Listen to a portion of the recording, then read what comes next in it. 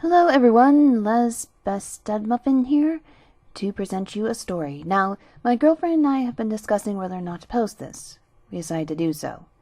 Now, to set the record straight, my girlfriend and I are tomboys. Apologies for any mistakes in the story. We've been dating for over 2 years now and still happily together. This story sets back to when we were 16 to 15 years old and our wonderful Neckbeard was 17. Let's dive in. My girlfriend and I were two gamers that loved Minecraft. Heaven forbid we did not dive into other games. Kevin, our neckbeard, knew just about any game you can think of. Shit, he plays 24/7 when he is not in school. He never showers. Long greasy hair, a lovely trench coat, and any hat surprisingly. Kevin is a friend of a friend. We are not really close to him. He hangs out when our friend Amy is around. Amy is my girlfriend's best friend at the time. We hung out at the mall one day, and it was very nice. Kevin kept commenting on how he was the only single one in the group. We all told him, "You'll find someone someday." Amy left with her boyfriend and is now with me and my girlfriend. Him. "Aren't you ladies just so cute? How long have you been dating?" Me. "We've been dating for a year now." Him. "Ever thought about adding a guy?" This was really awkward, especially for my girlfriend. We are both lesbian and never want to be open with our relationship. Me. "No, Libby and I are happy just us two. Plus we are lesbian. We don't see us dating guys at any point." I like to point out here's where the typical "not all guys are bad" come into play. The most annoying and arrogant thing to say to anyone. Him. "Not all guys are bad. I would treat you girls right. I'll love you and spoil you, my ladies." I cringe so hard and try to keep my temper. My girlfriend is wrapped around me tight, shaking like a leaf. I decide we need to go and get away from this creep. Me. "No thank you, Kevin. We are not interested, so please have some respect for our decision." He was red in the face and we left. Amy texted us and asked us what happened. I explained the situation. Amy explained that Kevin said that we were disrespectful by calling him names and such.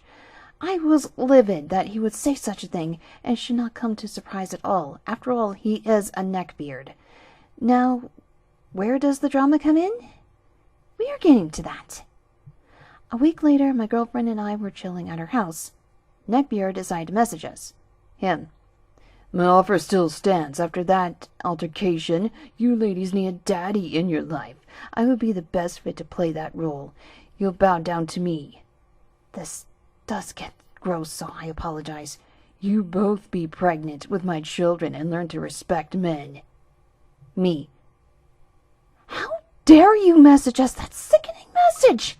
I will not bow down to you or anyone else. I don't need a man in my life, or you for that fact. I am happy with my girlfriend and I will make sure to report this to the police and the school. I don't want you messaging us again." So, we blocked him off of everything. He did get reported to the school and was not allowed to be near us. It could have been worse, as we were still getting to be his friend. I'm glad we did not. We never heard of him again, and we never saw him in school. To say the least, I hope he grows from this.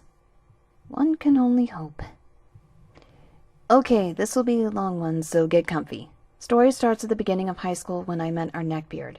We'll call him Jay. He was a classical neckbeard, a very big guy with greasy hair, neckbeard, and weird sense of style. And he smelled really bad. I'm a very extroverted person, and I knew almost everyone in school, but he didn't really want to talk to my friend group. It looked like he didn't like us. It all changed in spring, when I started going really early to school to squeeze in an early practice since I was preparing for an important boxing match. So when I would finish and go to the classroom, he was the only one there. I was very friendly with him, and we eventually found common interest, anime. I liked watching it, and even though I wasn't obsessed with as him, he was really happy about it, so we would talk about it every morning until the rest of class came. Then he would retreat to his seat and be quiet. After some time, I noticed he would come to the bleachers even earlier, and he would watch me run and do exercises.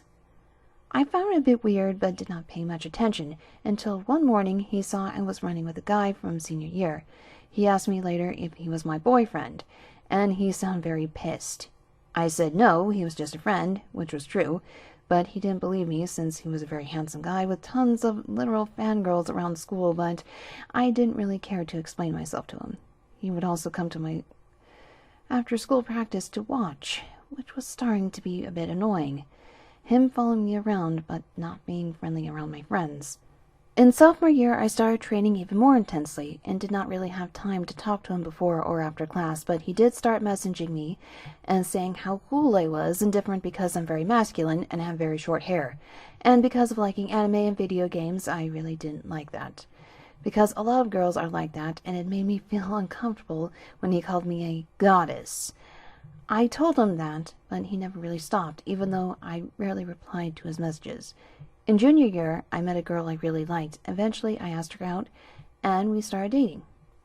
We were both openly gay at this point, and everyone knew we were dating, except, I guess, Jay. One day, I had a match, and all of my friends came to watch me. Jay was there as well, in the corner alone, watching. I won the match, which was a very big deal for my career, and my friends immediately jumped to congratulate me. While Jay was on his way towards me, my girlfriend came to me, and we kissed.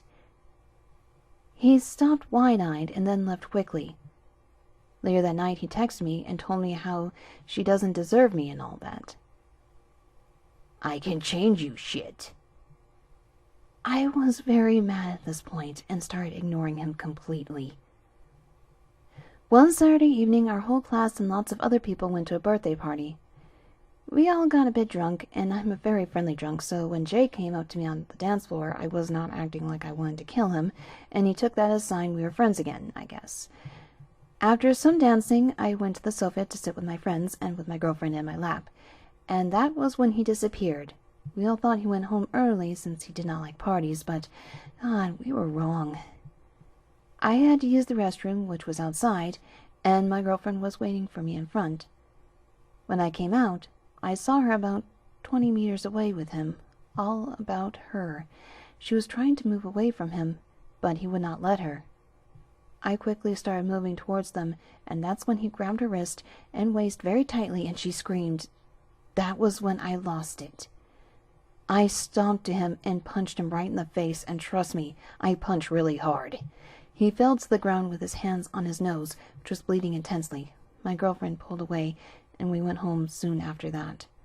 His face was blue for days after that, and he never came near me or my girlfriend again. He's still very much a neckbeard, even worse since he got very perverted, but no one talks to him in school since they all heard that what happened last night. I'm really not aggressive, and I never punched someone before or after outside that ring. My God, I really don't regret it.